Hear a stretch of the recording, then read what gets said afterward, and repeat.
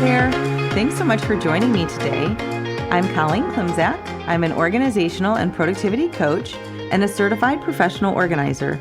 I own Peace of Mind Professional Organizing, LLC. Since 2003, I've been helping my clients live better lives through organizing and organizational and productivity coaching.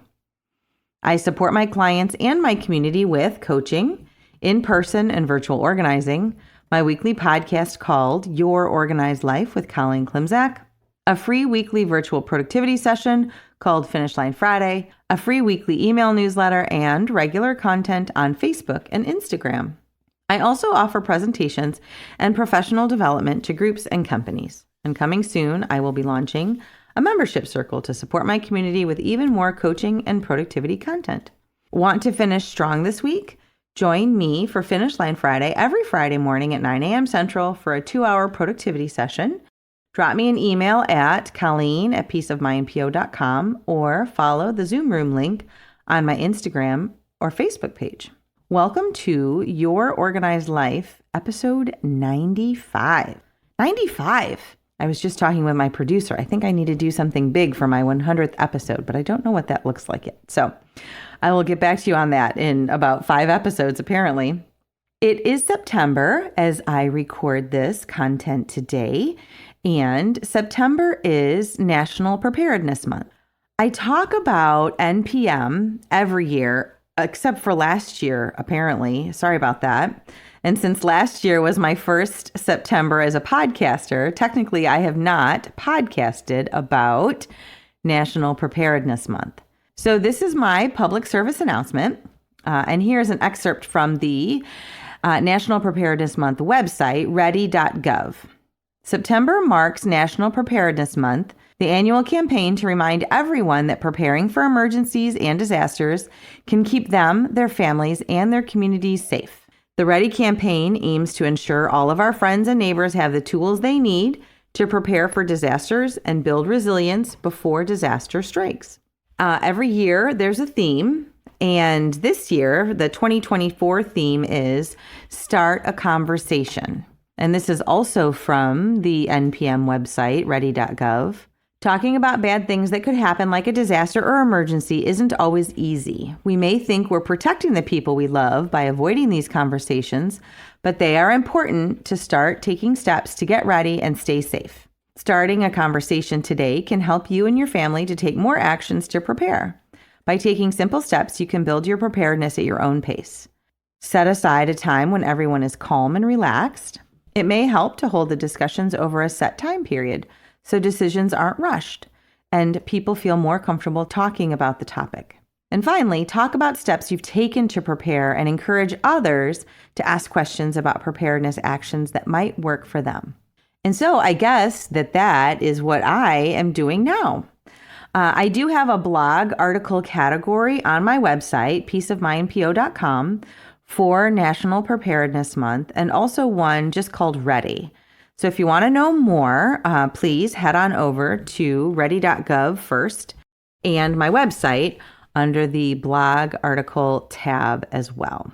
I was thinking about the article that I'm going to share today as I repacked my car and my blue belt bag, which I take with me everywhere when I'm working, because last week I was returning to my regularly scheduled organizing calendar after my time off. I was absolutely trying to get myself re-prepared or prepared for the rest of life. And I had to laugh because as I was packing and getting things ready and actually using my stuff again after 3 weeks off, I realized that I hadn't packed antibacterial wipes or tissues or hand sanitizer. So preparedness looks different for different people on different days. Yeah, so that's okay. So the article that I'm sharing today is from a couple years ago, and it's called The Basics of What Must Be in Your Pocket. I wrote this in September of 2022. Here we go. When I started writing this article yesterday, I planned to write it from the going off to college perspective. But this morning, a 4-year-old changed my plan. Can we start with the basics? 5 things, maybe 6. Basic, but so very important. Let's call them our pocket essentials. The items that you consider essential to leaving the house. Your pocket essentials are personal and change with stage or age, your stage of life or your age. And so my pocket essentials for leaving the house, the, bare minimum without which I cannot leave, would be car and house keys on one ring, my phone, my wallet, and my sunglasses. Truly, I can get pretty far with just these few things, but honestly, without them, I can't even leave the garage. So from the 4-year-old, that was a client's daughter, she needed her dollar bill, yes, hers, not her sister's, because hers is smooth and her sister's is crinkly, and a pink formal long glove. Remember, she's 4. Just one, and very bright pink. And do not question her choice. She was very funny that day. So, different things for different people on different days, I guess. The summer when I was writing this, that summer, my son's pocket essentials for work were his phone, his house keys, and his electronic time card. If he left without any of those things, he had to come back for them. And since we were talking about college when I originally wrote this, when he went off to college, he needed to establish a place, and just one place, for his college pocket essentials: phone, college ID, and room key. So the point is, identify your essentials, whether you are 4 or 20 or 50 something, and establish a place for the essentials to live. And then cultivate the habit around making sure that your essentials live in that one place when you get home, so they're ready again for you when you leave. I have a theory when it comes to organizing and time management. How we manage transition times in our day can make or break our schedule. So transition times are the many instances in our day when we switch from one task to another, one focus to another, or even one location to another. They might include getting out of bed, leaving for work or school, arriving at work or school, heading to lunch or getting back from lunch, leaving from school or work to head home, arriving home, making dinner, going to bed, and then anything else that we might have on our calendar that day.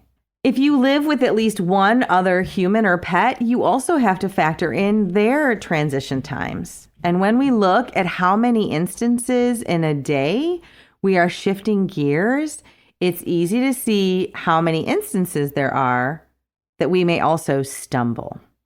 So, establish what your pocket essentials are.